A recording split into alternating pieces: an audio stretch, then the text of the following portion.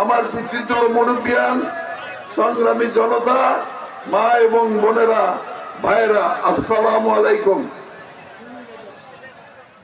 বন্ধুরা আমার বক্তব্যের প্রারম্ভেই আমি শ্রদ্ধা নিবেদন করি আমাদের প্রিয় নেতা, বাংলাদেশের স্বাধীনতার ঘোষক, বিএনপির প্রতিষ্ঠাতা, চেয়ারম্যান, শহীদ রাষ্ট্রপতি জিয়াউর রহমানের বিদেহী আত্মার মাগফিরাত কামনা করছি এবং তার জন্য আপনারা দোয়া করবেন। আমি শ্রদ্ধা নিবেদন করি এবং আপনাদের দোয়া করার আহ্বান জানাই। আমাদের 3 বারের প্রধানমন্ত্রী দেশনেত্রী বেগম খালেদা জিয়া বিদেশে চিকিৎসাধীন অবস্থায় আছে, উনি যাতে সুস্থ হয়ে আমাদের মাঝে ফিরে আসতে পারে তার জন্য আপনারা দোয়া করবেন। তার জন্য আপনারা পরম করুণাময় আল্লাহর কাছে প্রার্থনা করবেন। আমি আপনাদের কাছে আহ্বান জানাবো, আপনারা দোয়া করবেন আমাদের পার্টির ভারপ্রাপ্ত চেয়ারম্যান শহীদ রাষ্ট্রপতি জিয়াউর রহমান এবং বেগম খালেদা জিয়ার সন্তান তারেক রহমান আজকে বিদেশে আছেন, বিভিন্ন মামলায় জড়িত এবং আজকে পর্যন্ত তিনি সমস্ত মামলায় খালাস পেয়েছেন। তিনি যাতে আল্লাহর রহমতে দেশে ফিরে আসে, বাংলাদেশ জাতীয়তাবাদী দল এবং এই দেশের হাল ধরতে পারে তার জন্য আপনারা দোয়া করবেন। আপনারা দোয়া করবেন। এই আগস্ট এবং জুলাই মাসে যে গণ আন্দোলন বাংলাদেশে হয়েছে, সেই আন্দোলনে যারা শহীদ হয়েছেন, যারা প্রাণ দিয়েছেন, যারা মৃত্যুবরণ করেছেন, তাদের বিধি আত্মার মাগফিরাত কামনা করবেন এবং পরম করুণাময় আল্লাহ তাআলা যাতে তাদেরকে ভেস্তি নাসিব করুক, এই দোয়া আমিও করি। সঙ্গে সঙ্গে যারা আহত হয়েছেন, আহত অবস্থায় হাসপাতালে মৃত্যুর সাথে পাঞ্জা লড়ছেন, অনেকে আহত অবস্থায় বাড়িতে ফিরে গেছেন, সেই আহতদেরকে পরম করুণাময় আল্লাহ তাআলা যাতে সাহায্য করেন, সহযোগিতা করেন এবং এই সরকার যাতে তাদেরকে বিভিন্ন জায়গায় প্রতিষ্ঠিত করেন, সেই জন্য আপনারা দোয়া করবেন এবং সরকারের কাছে দাবি করবেন। প্রিয় বন্ধুরা, আমার 17 বছর কারাগারে ছিলাম। এই 17 বছরে এই ফলদা ইউনিয়নের যারা ইন্তেকাল করেছেন তাদের প্রতি আপনারা শ্রদ্ধা নিবেদন করবেন। আমি তাদের নাম বলতে চাই। আমার যারা সহকর্মী ছিলেন, বিভিন্ন সময় একত্র কাজ করেছি, আমার নির্বাচনে কাজ করেছেন, যেমন সামাদ চেয়ারম্যান সাহেব ইন্তেকাল করেছেন, তার বিধি আত্মার মাগফিরাত করি কামনা করি। মোশাররফ হোসেন দিগুলিয়াপাড়ার, হাতেম আলী মাতাব্বর দিগুলিয়াপাড়ার, আব্দুর রহিম মিয়া ঝঞ্ঝনিয়ার, মোকাদ্দেস আলী খান ঝঞ্ঝনিয়ার, হানিফুদ্দিন ফলদা, সামাদ আখতারুল্লাহ, আব্দুল করিম চরপাড়া, সিরাজ আলী সরকার, আখতারুল্লাহ ডাক্তার গোলাম মোস্তফা, ইসমাইল নায়েব, দেবা গান্ধী এবং আখতারুল্লাহ আব্দুল মান্নান সহ যারা এই গত 17 বছরে ইন্তেকাল করেছেন, তাদের বিদেহী আত্মার মাগফিরাত কামনা করি। প্রিয় বন্ধুরা আমার, আমি জীবনেও ভাবি নাই যে আবার জেলখানা থেকে মুক্ত হয়ে এই ফলতার জনগণ, গোয়াপুরের জনগণ এবং গোপালপুরের জনগণের সামনে কথা বলতে পারবো। আপনারা বিশ্বাস করেন, 18 সালে যেদিন ফাঁসি আদেশ হয়, আমাদেরকে যখন ফাঁসির ছেলে নিয়ে যাওয়া হয়, অর্থাৎ ফাঁসির আসামিদেরকে আলাদা অন্ধকক্ষে রাখা হয়, সেই জায়গায় যখন নিয়ে হয়, তখন থেকে দিন গুনতেছিলাম আমাদের দিন কবে শেষ হবে, মুক্ত হয়ে আবার আপনাদের সামনে কথা বলবো, এই কথাটা চিন্তার মধ্যে ছিল না। বিশেষ করে 24 সালে যখন নির্বাচন হয়ে গেল, আমাদের মামলা যখন হাইকোর্টে উঠলো, 18ই আগস্টের মধ্যে মামলা রায় দেওয়ার কথা ছিল। আমরা কল্পনা করি নাই কি অবস্থায় থেকেছি। আপনারা যদি একটু নিজের চোখ বুঝে নিজের চেহারার দিকে তাকিয়ে চিন্তা করেন, আমরা যে রুমে থাকতাম, পাশের রুমের থেকে মানুষকে নিয়ে ফাঁসির কাছে ঝুলানো হচ্ছে। আমরা চিন্তা করছি যে হয়তো আর 2 দিন পরে আমারও এই অবস্থা হবে। এই অবস্থার মধ্যে ছিলাম, কোনোদিন না আপনাদের সামনে দেখা হবে এটা চিন্তা করি নাই। 20 সালের পর থেকে আমার পরিবারের সদস্যদের সাথেও, আমার ছেলে আমার মেয়েদের সাথেও, আমার স্ত্রীর সাথেও দেখা করতে দেওয়া হয় নাই। কি জালেম সরকার কি অবস্থায় রেখেছিলেন আপনারা উপলব্ধি করতে পারেন। একমাত্র পরম করুণাময় আল্লাহ তাআলা আবারও প্রমাণ করেছেন যে অত্যাচারীদের স্থান কোন জায়গায় হয় না।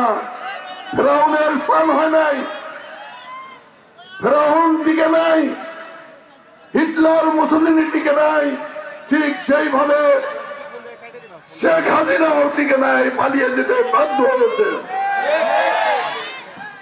আল্লাহ তাআলার অশেষ রহমতে আমরা কারাগার থেকে মুক্ত হতে পেরেছি। এজন্য পরম করুণাময় আল্লাহ তাআলার কাছে বারবার শ্রদ্ধা নিবেদন করি, বারবার আল্লাহ তাআলার কাছে কৃতজ্ঞতা প্রকাশ করি। আল্লাহ তাআলা বারবার আমাকে রক্ষা করেছেন। শুধু আমাকে রক্ষা করেন নাই, আপনারাও একটা জেলখানার মধ্যে ছিলেন, আপনারাও কথা বলতে পারেন নাই, অন্যায়ের প্রতিবাদ করতে পারেন নাই, ভোট দিতে পারেন নাই, আপনাদের ভোটাধিকার পর্যন্ত কেড়ে নেওয়া হয়েছিল। এই অবস্থার একটি শ্বাসরুদ্ধকর অবস্থার মধ্যে আমি জেলখানায় ছিলাম, আপনারাও বাংলাদেশের মধ্যে একটা জেলখানার মধ্যেই ছিলেন। কাজেই আজকে আমরা মুক্ত হয়েছি, আপনারা মুক্ত হয়েছেন, জনগণ মুক্ত হয়েছে, একটি পরিবেশ সৃষ্টি হয়েছে। কিন্তু বন্ধুরা আমার, একটি কথা মনে রাখতে হবে, চক্রান্ত কিন্তু থেমে নাই। আপনারা মনে করেন যে আর কোন দল নাই, বিএনপি ক্ষমতায় চলে আসবে, এটা কিন্তু ভাবার কোনো কারণ নাই। আমাদের সচেষ্ট এবং থাকতে হবে। আপনাদের মনে রাখতে হবে, পলাশীর আম্র কাননে যেদিন বাংলার স্বাধীনতা নিমজ্জিত হয়, সিরাজের পতন হয়, সেই দিন বাংলার মানুষ চেয়েছে, দেখেছে, কিন্তু প্রতিবাদ করে নাই। লর্ড ক্লাইভের যে কয়জন সৈন্য ছিল, বাংলার প্রত্যেকটা মানুষ একটা করে ঢিল ছুড়লে তাদেরকে পাওয়া যেত না, কিন্তু সেদিন মানুষ সচেতন ছিল না। আপনাদের নিশ্চয় মনে আছে, শহীদ রাষ্ট্রপতি জিয়াউর রহমান এই বাংলাদেশকে জাগিয়ে তোলার জন্য বাংলাদেশের আনাচে কানাচে ডিপ টিউবওয়েল, শ্যালো টিউবওয়েল, পাওয়ার পাম্পের মধ্য দিয়ে কৃষি উৎপাদন 2-3 গুণ করার একটি পরিকল্পনা করলেন। বিদ্যুৎ সরবরাহ করলেন গ্রামে গ্রামে, বাংলাদেশে খাদ্য উৎপাদন 2-3 গুণ হয়ে গেল। বাংলাদেশের অর্থনীতি একটি মজবুত ভিত্তির উপরে দাঁড়ালো।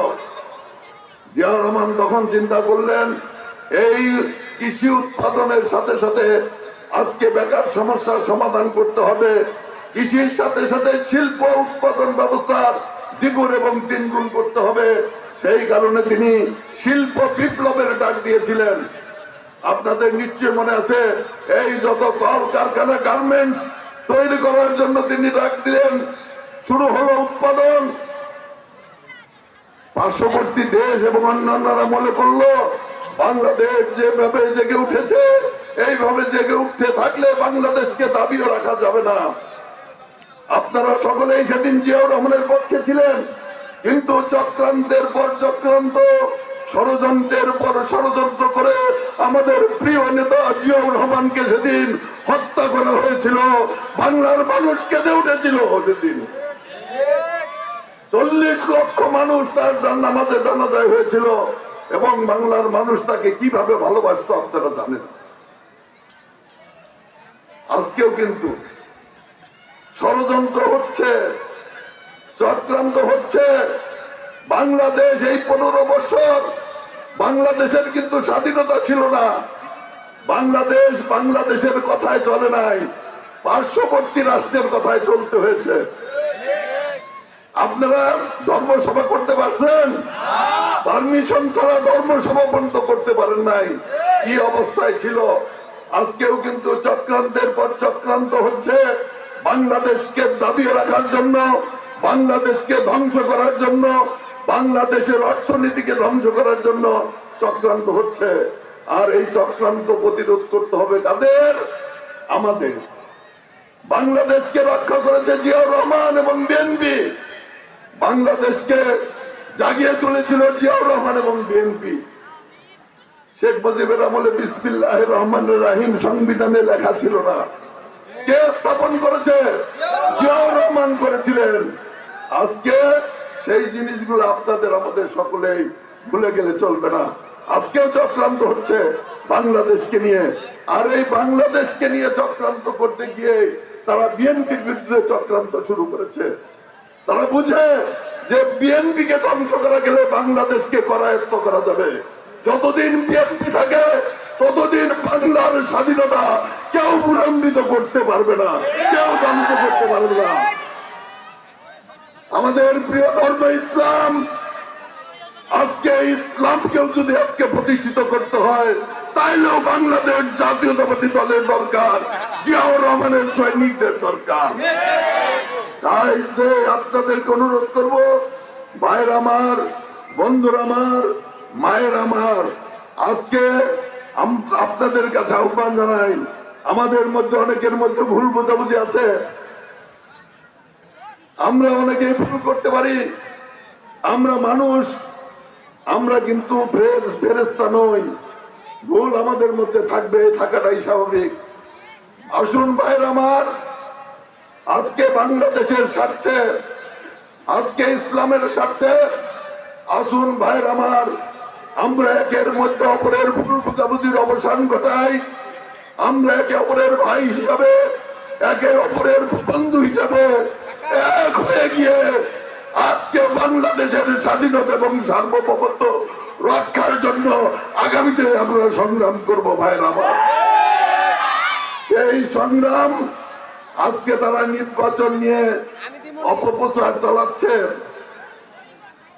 এত বছর নির্বাচন হয় নাই, আজকে ছাত্র যুবক মানুষ, মেহনতি মানুষ প্রাণ দিয়েছে কেন? ভোটের জন্য, তাই না ভাইরা আমার? মানুষ চায় একটি সুষ্ঠু ভোট হোক, গণতন্ত্র প্রতিষ্ঠিত হোক, যে মানুষকে মানুষ ভোট দিবে সেই দেশ পরিচালনা করবে। কাজে এই জনগণের প্রতিনিধিরা দেশ চালাবে।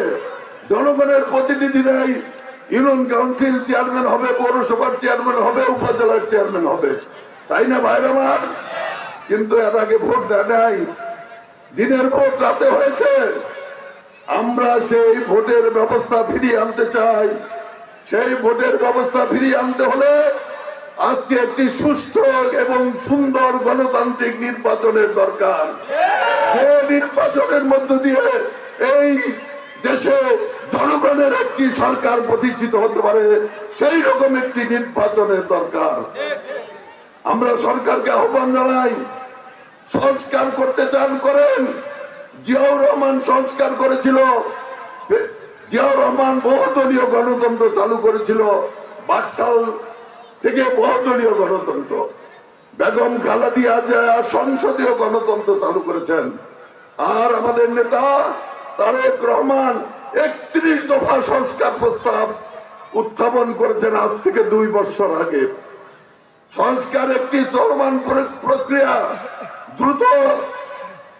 দ্রুত গতিতে প্রয়োজনীয় সংস্কার সমাপ্ত করে আগামী অল্প দিনের মধ্যে একটি সুস্থ এবং সুন্দর নির্বাচন দিয়ে জনগণের কাছে ক্ষমতা হস্তান্তর করার জন্য এই সরকারের কাছে আহ্বান জানাচ্ছি আপনাদের কাছে। বাইরে আমার যে কথাটা আগে বলি নাই, আপনারা আমার জন্য দোয়া করেছেন, করেন নাই? আমি জানি মা বোনেরা রোজা রেখেছেন, অনেকে তাহাজ্জুদ পড়ে কান্না করেছেন আমার জন্য। আমি আপনাদের কাছে কৃতজ্ঞ।